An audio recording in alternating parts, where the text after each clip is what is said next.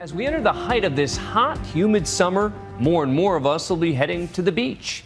But it's not just more swimmers. There are also more sharks than ever near our shores. Tonight, after one man nearly dies in the jaws of a great white, a new warning from a California city, a 60-day fishing prohibition, while they investigate the latest attack. Here's ABC's Nick Watt. Hey! Get out of the water! Get out of the water! This shaky video shot from the pier captures the terrifying moment. A shark thrashing, then Steve Robles screams. His morning swim turned into a nightmare. Shark attack on a busy beach, July 4th weekend. You saw it coming at you. It made a real fast, sharp left turn and a lunge right at my chest. You could just hear everything crunch. People on land realized what just happened. Oh, you got bit. Fellow swimmers and surfers got Robles ashore on this bloody surfboard. And I was screaming and screaming and crying and screaming, and I was holding on to my cut. Those, the horrifying wounds it left behind. The shark, a 7 or 8 foot juvenile, was mad. It's right here! You guys get out of the water! He'd been hooked by a fisherman on the pier when Steve, a long-distance swimmer, got in the way. I grabbed its nose with this hand and tried to pry it off of my chest. I was staring at this shark eyeball to eyeball, literally like right here. It was the most frightening thing anyone could ever experience. He punched the shark in the nose, it bit once more and disappeared. What does go through your mind? I didn't want to die. I just, I was scared. I was panicked, and Don't worry. It's over. Here in Manhattan Beach, juvenile sharks are spotted nearly every day this summer by audacious paddleboarders. This is the first time one has attacked here. New studies show the great white population is increasing on both coasts. Conservation efforts are working. In fact, the great white population in American waters is up 42% since 1997, and so are sightings. Last week, a 12-footer was spotted off a Cape Cod vacation spot. Days earlier, an 18-footer spotted by fishermen just a few miles away.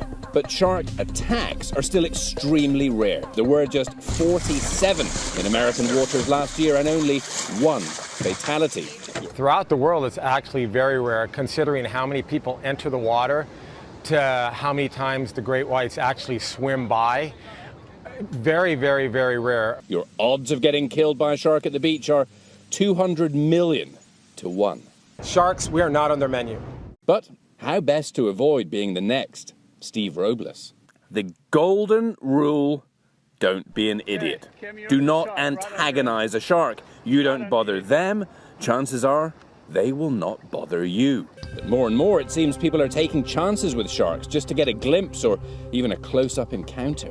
YouTube is filled with amateur videos like this. He's checking me out. Woo! Oh my God, right under the board. Paddleboarders chasing sharks with their cameras right here at Manhattan Beach, where Robles just got bit. Just saw a big dark shape. Yep, here he is. Surfers armed with GoPros risking their safety for video proof of their adventures. That's a beautiful shot, wow. There's even an annual event on Discovery, Shark Week, fueling our fascination with these aquatic beasts.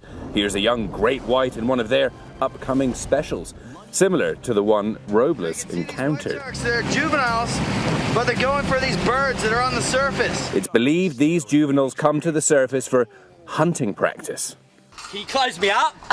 Shark mania, as it were, has spawned a new crop of shark junkies drawn to the danger and thrill. Give me the cane! Sean Harrington was trying to create a viral video to promote his clothing line, and he admits it all went a bit pear-shaped. Checking you out. I seen the shark coming for me, and then I just threw the bird cage right behind my legs and pretty much just saved me from probably grabbing my leg. So I've got to thank the bird cage, really. And check out this Florida teen who hitched a ride on a whale shark last summer. I decided that, you know what, I should maybe go try and swim with them because I might not be able to do it ever again. You're crazy. This is a Nantucket fisherman who grabbed a 200-pound sand shark in the surf. I think people just kind of think I'm crazy. I mean, it seems wild running into the water and grabbing a shark by its tail. There's a whole new industry, shark tourism, now worth $300 million a year and growing.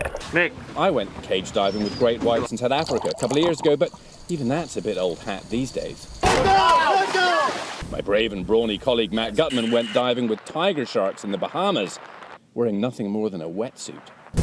So what to do if on that very rare occasion you're in fear of being attacked by a shark? First up, if you just see one and he's not lunging at you, swim calmly to shore. They go under the surfers, we see them jump out of the water, nothing ever really happens. But if the shark attacks, fight back.